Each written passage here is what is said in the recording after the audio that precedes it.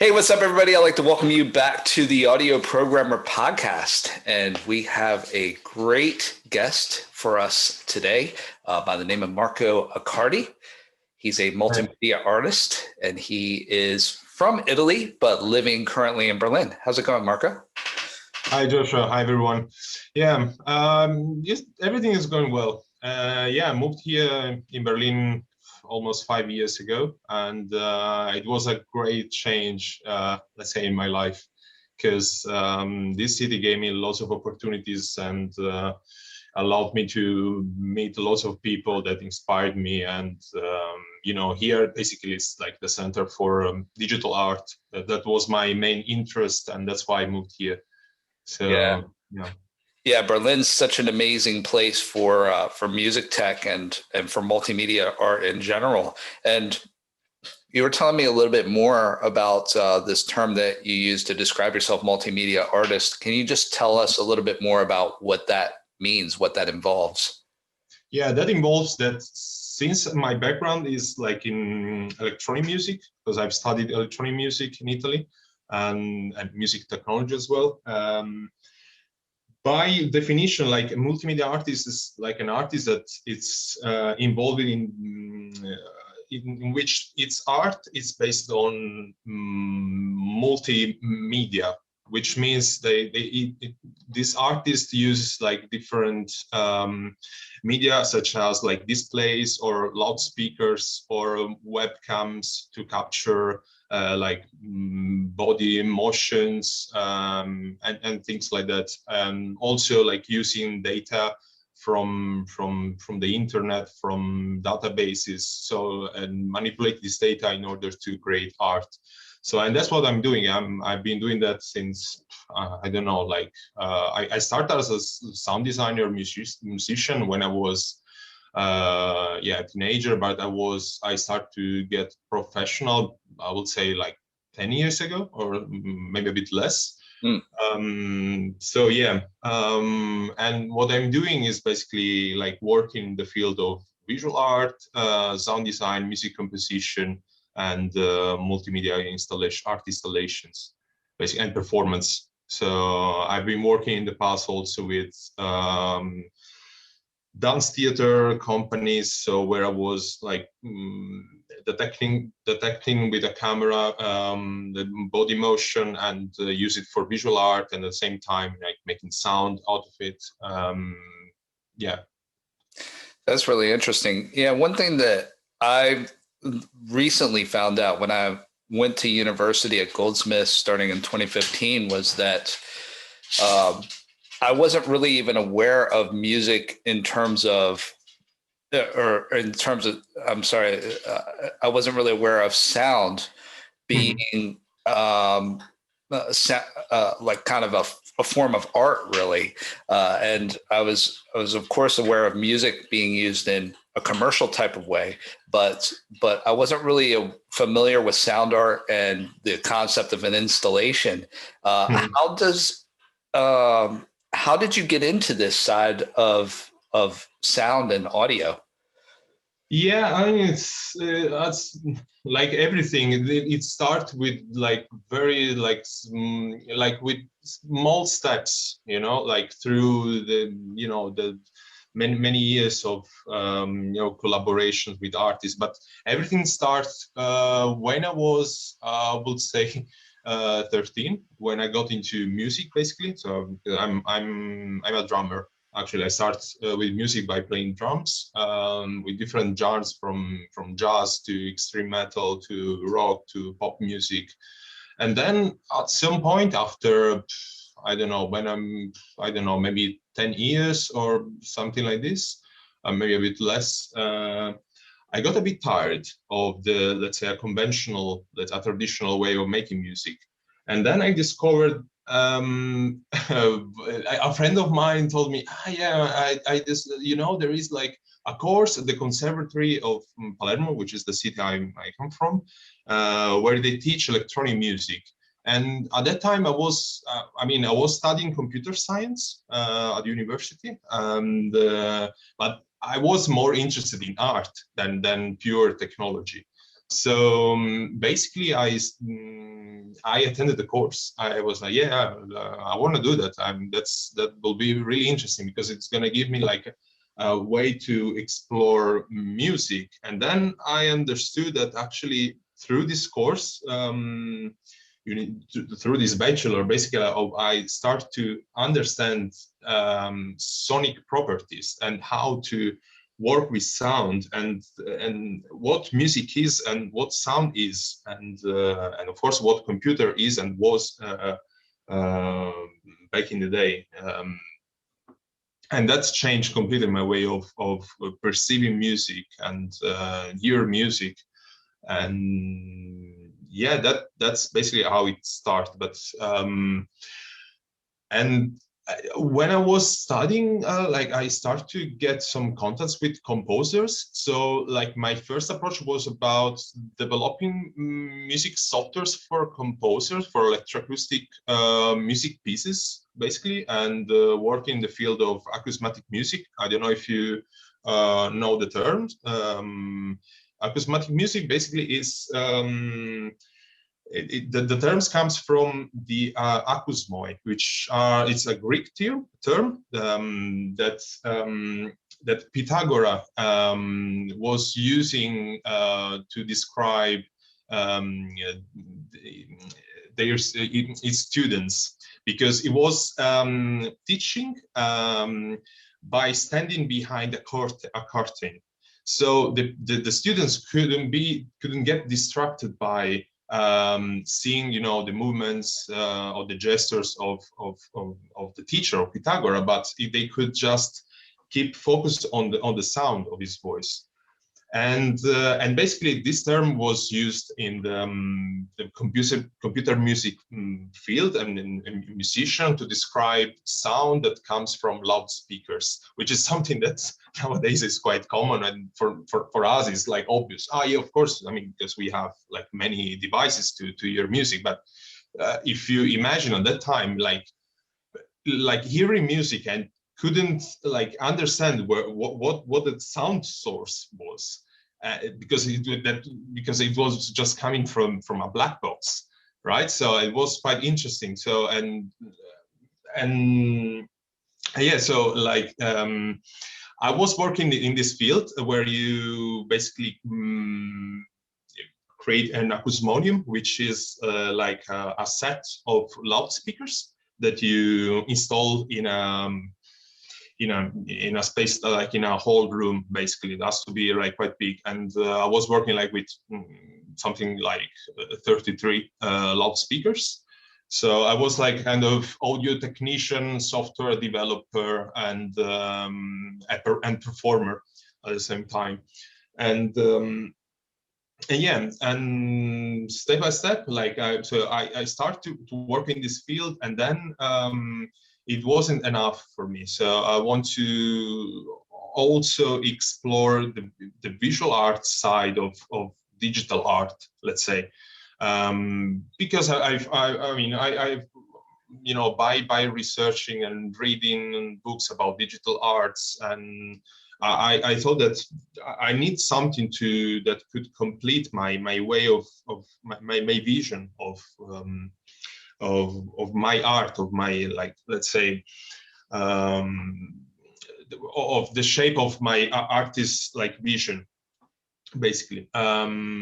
So I started to study visual art by myself, basically, and then I basically start to do some experiments, and then I moved in Berlin, where I found like lots of people to collaborate with, and you know, and it was a very small, like very slow process, you know, because it needs a lot of time to research, like find the right aesthetic for my art. And like back in the day, like when something like 6 or 7 years ago, I was really into the aesthetic of error. And indeed, my thesis for my bachelor degree was about the aesthetic of error, and glitch music. How like errors generated by computer can be like a very good sound source to make music and art. So that was my way of seeing and build up an aesthetic. And yeah, and what else? Yeah, so basically step by step, by you know, meeting people, collaborating with people, I just shaped my profession, Mhm. so to say. Yeah, that's really interesting. And one thing that's really amazing to me is how wide your skill set is. So you do sound design, you do software development, you do visual art, you do all of these things, and I imagine that you use so many different technologies to do it. One thing that I'm wondering is how you keep track of all of these different things. Do you take enjoyment in knowing a lot about knowing about a lot of different things, or do you wish that you could dive into something a little bit more deeply? How do you approach Yeah. So basically, my approach is to first understand. For me, the like technologies are just digital technologies are just a tool for my art. That's the first point. And so, first of all, I do research about what I want to achieve, like in terms of the aesthetic, and then I try to figure out which is the best technology. I do some research about, let's say, algorithms or projects, or even tutorials, or I buy books that talk about specific subjects. And regarding technologies, I have to say that I've in the past, I mean, so far I've been, let's say, I've been touching and exploring a bit like different technologies, just to try them out and see if I'm comfortable with, and what's the best, let's say, trade-off between being creative and being like also a programmer, because these two processes are quite different, and they requires a different, let's say, mindset of and approach, you know. So it's like I need to find some good trade-off, and I have to say that Max MSP, it's like the best tool for me, at least, because you can be creative, but and you can just prototype something quite easily and fast. But at the same time, if you want to go deeper, you want to make your software a bit more stable, you can still do it. And I didn't want to, like, for instance, talking about visual art, I've tried, let's say, open frameworks, or other, or processing, which are tools that are focused more on coding, and before you get some result, you have to spend lots of time, which is something that didn't bother me. But in the end of the day, like, as I said before, my main focus is to make interesting piece of art, and same thing for sound design. If I want to make some tool like specific for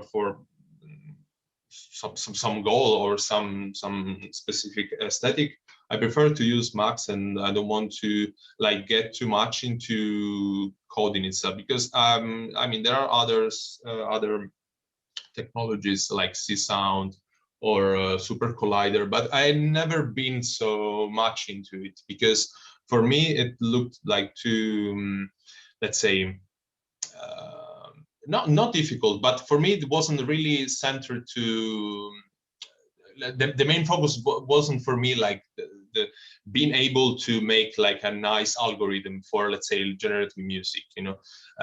For me, it was more interesting to make something like really interesting, because in the end, the audience doesn't really care about how's the process. I mean, generally speaking, if you don't talk with another researcher or another RC, where it's nice to talk about the process behind the piece of art. But usually, the audience doesn't care about that. They want to just enjoy whatever like art form is. Yeah. Yeah, that's really interesting. And one question that I had going back to how you talked about doing sound design with Max MSP, I remember going back to when I was in university, one of our first assignments in our music computing class was actually trying to make a composition with Max MSP, which I found as a person who's used to working in a conventional DAW like Ableton, I found that to be extremely, extremely challenging. And so I'm curious from a sound designer's perspective, why use Max MSP for sound design rather than using a conventional DAW? Do you find that it opens boundaries that maybe constrain you in a DAW, or are there other reasons? Yeah, so basically, like for music composition, I would say there is, I mean, if you don't do like any kind of generative music composition, I don't find any reason to make a composition with Max itself. I mean, we have already like very well made softwares, like software like Ableton, or I don't know, Pro Tools or any other DAW, where it's much easier to like build up some and arrange music. In terms of sound design, yeah, I mean, I personally use Ableton Live, but also Max MSP because I like to like understand how a tool works, and I want to break it basically, and maybe add some features that usually is not available in like commercial plugins or devices. That's the main reason. And as I said, also because that was my education. I've studied electronic music and music technology, so and my journey into electronic music started with this. So like my like spontaneous approach is to build my own tools most of the time. Yeah, and Max MSP is really the kind of the catalyst that led to our meeting and our actual kind of collaboration now. And we had actually been following each other for a little while on Instagram, and then I can't remember exactly what it was, but we started up a conversation talking about Max MSP. I love Max MSP because I think that it's a fantastic tool for teaching people how to get into audio programming. And we actually talked about a collaboration that we can announce right now, actually, that every Monday, starting from this coming Monday, we're going to be doing a Max MSP tutorial every week. We're going to call it Max MSP Mondays with Marco. So yeah, can you tell them a little bit about the course? Yeah, so I've been teaching Max for many years so far. So, and when we start to talk about the possibility of like making a course, I was really excited because collaborating with someone that is interested and give me like a space to like share the knowledge I built like so far. It was like a great opportunity. So the course is gonna be like an introductory course. So it's gonna be like for everyone who's interested in computer music, electronic music, and sound design. And no coding skill is required basically. And so basically, I'm gonna cover the basics of Max and MSP as well, which is like the audio engine of Max. And so I'm gonna give the method of how Max works and how to build and how to understand the logic of this environment, programming environment.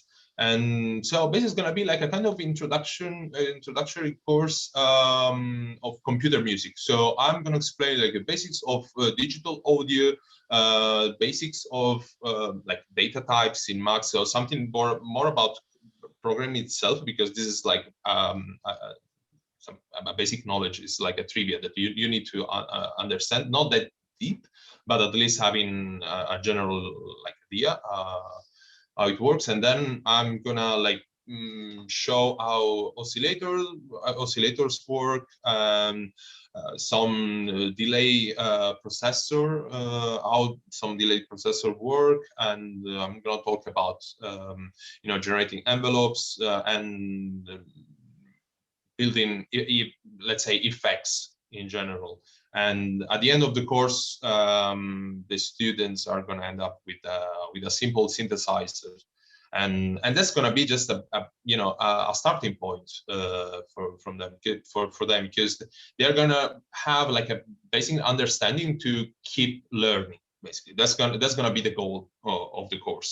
I mean, like, it's gonna be many stuff are gonna be covered, but in the end, the students are gonna have like a general understanding of Max, and they're gonna be free to do their own research by themselves, or keep learning it.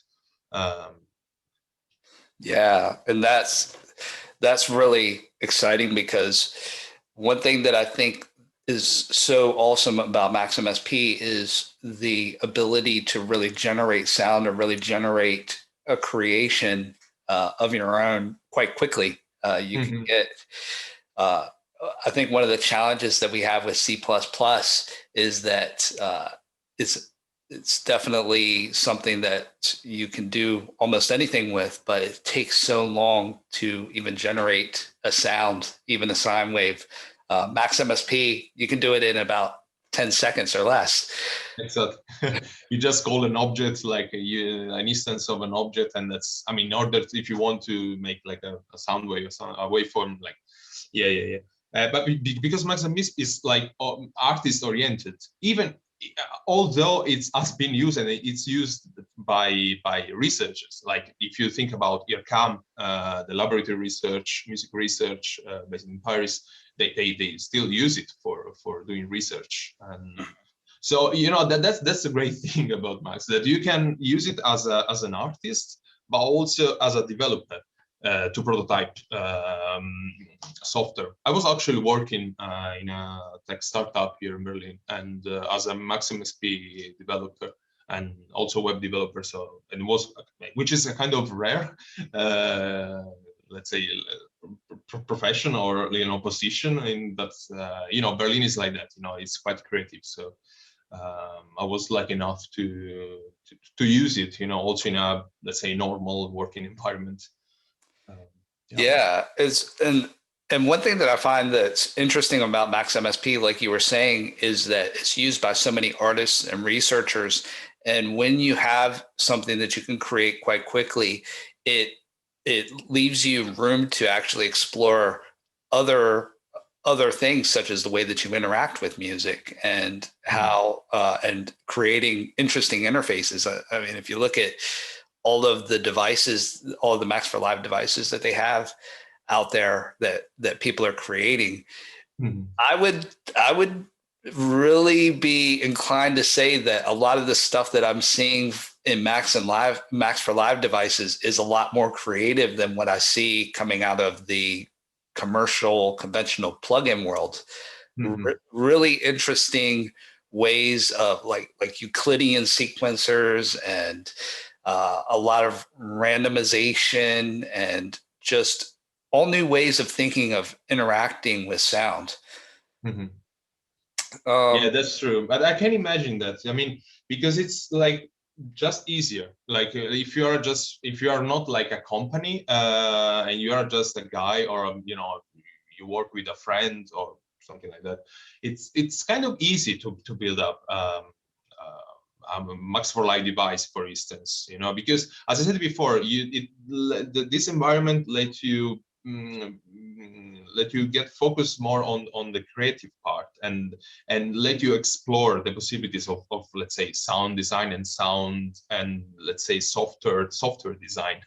and just saying, if you want to develop something with, let's say, C++, we have to deal with many other things that are not really related to the creative part. Maybe you have to just deal with, I don't know, memory management or things like that. I don't know, garbage collectors or things like this, So Yeah, absolutely. And I really like how places like ERCAM and other research centers are able to really challenge the ways that we think about interacting with music and interacting with sound, and create all new interfaces, all new ways that we can actually use sound. That is something that was a whole different world for me when I was in university. I'm so used to these conventional ways of interacting, such as, a stringed instrument or a piano, having some sort of keyboard. And when you have, and one of the things I found so interesting was about how people were really using body position and using thinking about sound and thinking about interaction with audio in all different ways, like you were talking about before, sonification of data as well. There were people that were taking data from space, or from from NASA, and trying to sonify that to create meaning out of it, and it just gives a whole different viewpoint on what sound can be. So, so tell me a little bit about you as an artist. So you go by the name Sonotype. Yeah. And can you tell me a little bit about who you are as an artist and how you express your art? Yeah. So I started with this artistic project, let's say 2 years ago.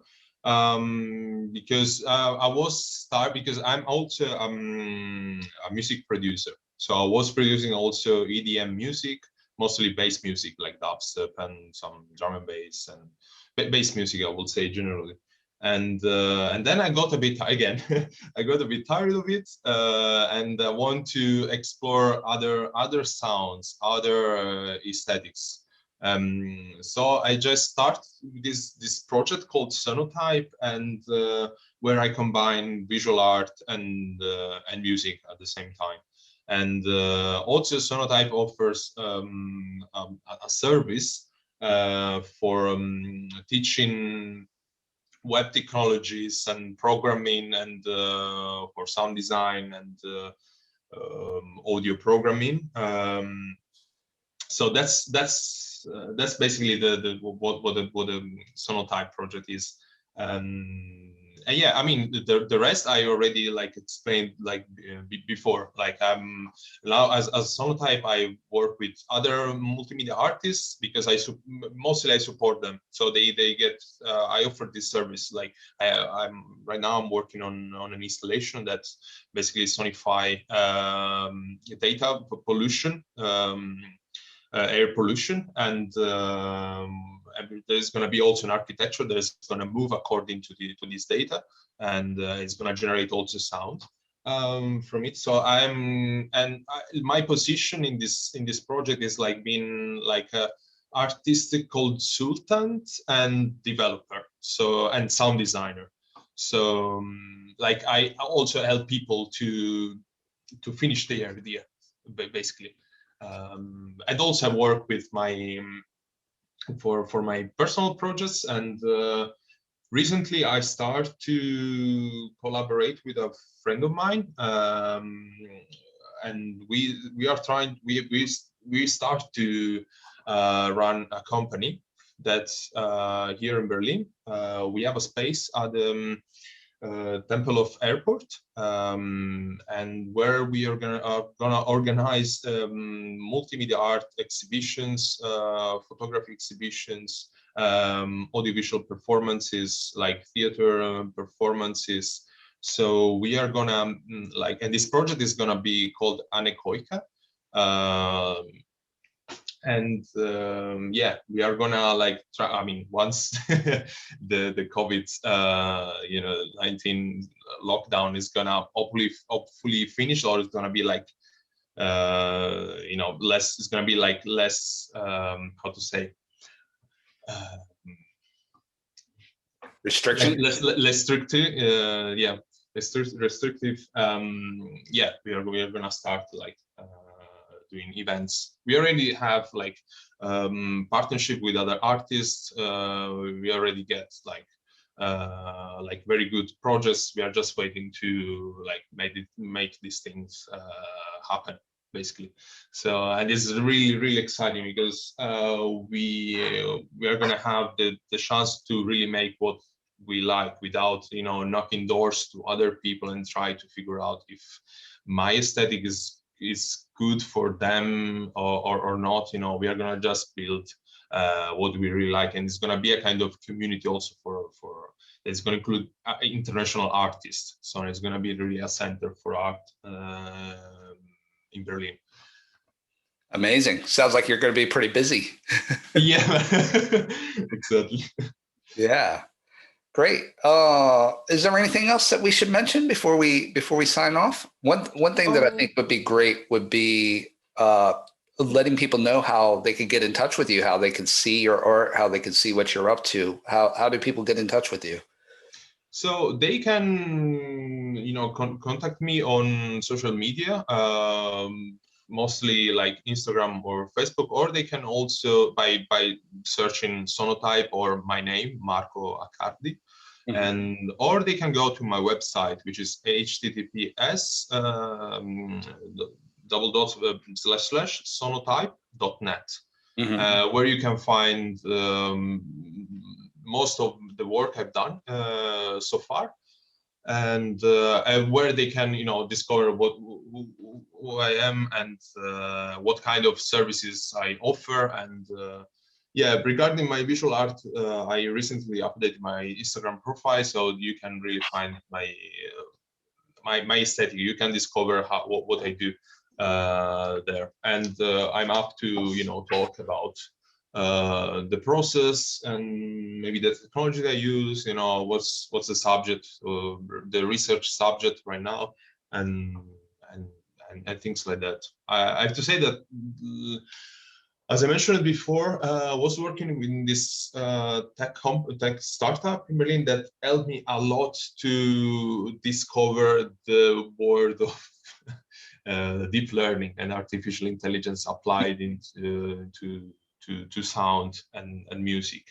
And that's because there were like very smart people that teach me and let me discover so many possibilities. And since then I like really like I'm really focused on learning deep learning techniques and how to apply them in visual art and music. But it's a very huge topic, and as I said at the beginning, it's important if you are interested in machine learning and deep learning specifically, I would suggest that to understand what's your goal, like what you want to achieve with this technology. Because if you want to just study just because you are generally interested, you're most probably gonna get lost because it's a very huge subject and field of research. And yeah, so what I'm doing right now is like learning like algorithms, techniques, but also first understanding which are the possibilities. Once I understand like for instance the terms to achieve certain let's say aesthetic or effect, I just dive into it, and from there I build something on top of it without understanding first everything about machine learning and then dive into something specific, which is usually my approach. Usually my approach in studying subject is like getting the general picture and then going let's say deep focused on a specific topic. But for that's what I've done, like for instance for computer music. But for deep learning I couldn't be able to do it because it's too huge. So, and there are also things that I'm not interested in it, so I don't want to learn it. Mhm. For now, at least. Maybe later on in the future, I'm gonna find them interesting, but for now, I'm not. Yeah. So yeah. Yeah, there are some great resources out there for people who are trying to learn about sound and audio and machine learning. So if you wanted to check out, there's a great YouTube page called The Sound of AI by a person, I believe his name is Valerio. Yeah. Uh, he's excellent, excellent source of content. Also, there's a person named Gene Kogan. Are you familiar with Gene Kogan at all? Yeah, I've watched some videos. I don't know him personally, but yeah, I've been following and watching some videos and reading some tutorials and yeah blogs. It's a quite interesting guy, I have to say. Yeah, he's doing a lot with transfer style transfer. Yeah. Yeah. Also, Rebecca Feebrink is also another person who is very prominent in the world of machine learning and its uses with the creative arts as well. Rebecca Feebrink, Gene Kogan, and Valerio with The Sound of AI, his YouTube page, I think, are fantastic sources. Yeah, I agree totally.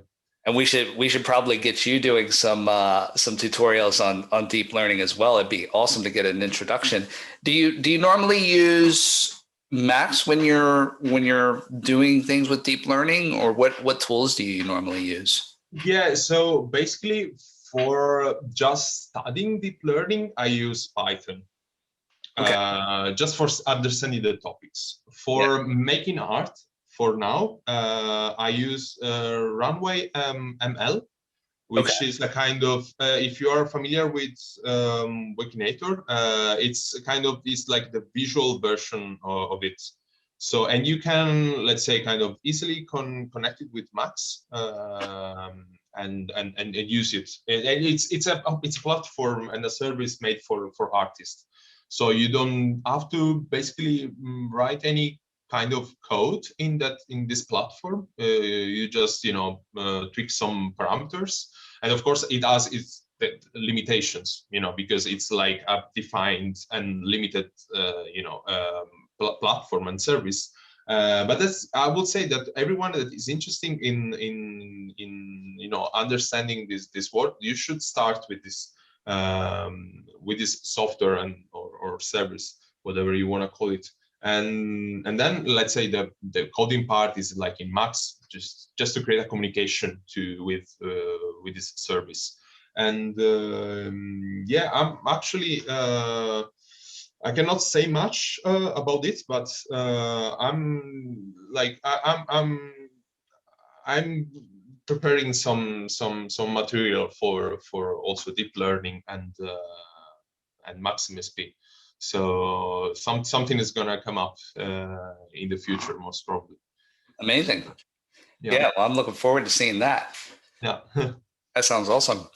Yeah, another great tool for machine learning if you're just getting started is Wakinator by Rebecca Feebrink. I know we talked about that last week, and you mentioned that you haven't really used it. I've used it quite a bit. It's great because you can get into deep learning by just knowing the basics, but it doesn't need to involve coding. You can actually just route Max to it via OSC, and you can get started right away. Really very powerful way to get started with deep learning. Also RapidLib, there's a C++ library called RapidLib that's really good for machine learning as well. Another good one. Yeah, some really exciting resources out there. Oh, okay. Do you know, by the way, if it has any like autoencoder or variational autoencoder or any kind of style transfer like the Wakinator? Like, does it do any kind of generative music or sound generation, or is just how does it work? Because I don't know much about this software.